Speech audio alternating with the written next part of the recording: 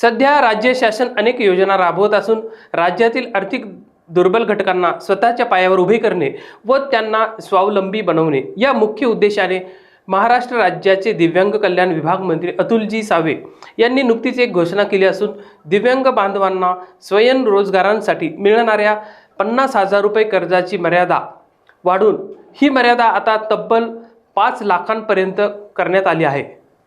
दिव्यांग व्यक्तीच्या सक्षमीकरणासाठी दिव्यांग सहाय्यक पोर्टलद्वारे राज्य सरकार अनेक योजना राबवत असतं।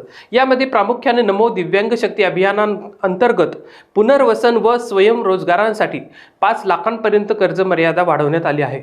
या योजनेमध्ये घर, शिक्षण, शिष्यवृत्ती आणि घरकुल अर्थसहाय्य यासारख्या अनेक योजनांचा समावेश करण्यात आला आहे।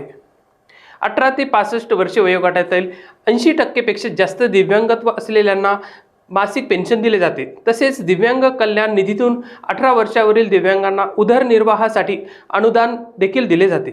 यासह दिव्यांगांच्या शालेय व उच्च शिक्षणासाठी विशेष शिष्यवृत्ती योजना राबवली जाते। तसेच दिव्यांगांच्या घरकुलासाठी अर्थसहाय्य करण्यात येते।